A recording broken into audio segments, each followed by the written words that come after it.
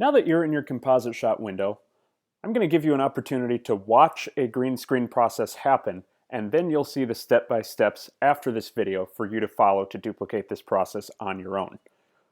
Right here you're looking at a composite shot. A composite shot is a separate timeline for a clip that you're making a lot of changes to. Here in our editor timeline, we're not making a lot of changes to this clip. We're cutting, splitting, rearranging, but that's about it.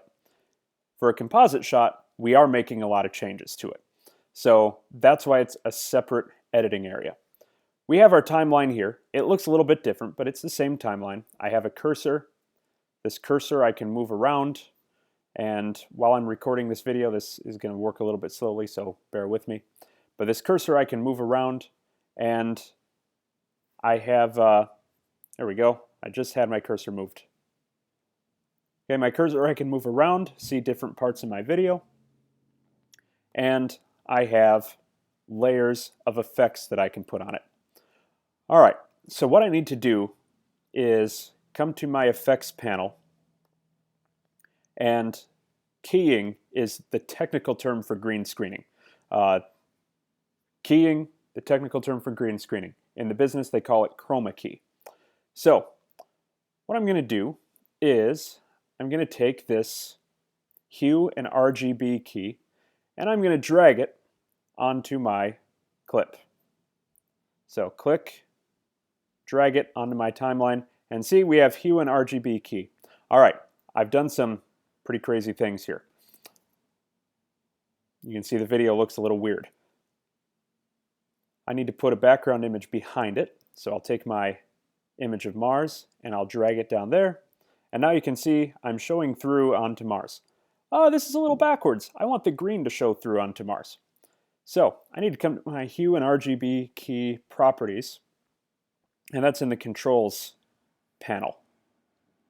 So I'll expand this menu, and now I have all of the different effects that I can apply to this. What I'm going to do is I'm going to come to my eyedropper, and I'm going to choose the color green to key out. Now it looks like we keyed out a little bit too much. So I can take my tolerance and I can reduce my tolerance until I get the look I want. Now the further I take my tolerance down, I start to gain more and more green back into the scene. But I can't quite get rid of everything I need to get rid of here. Because if I go up too far, now my clothes are showing through. I don't want that. Another thing I can do to solve that is to, instead of match colors by hue, match colors by RGB, which stands for red, green, and blue. That's an option as well.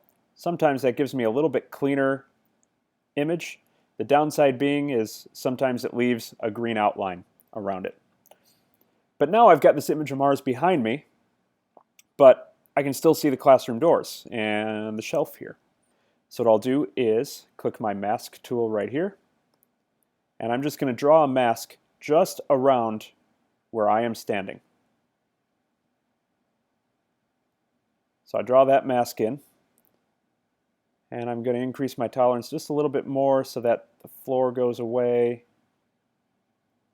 And another thing you can do too is if you find this isn't working well, you can come eyedropper a different color and see if that works for you. That worked a little bit better.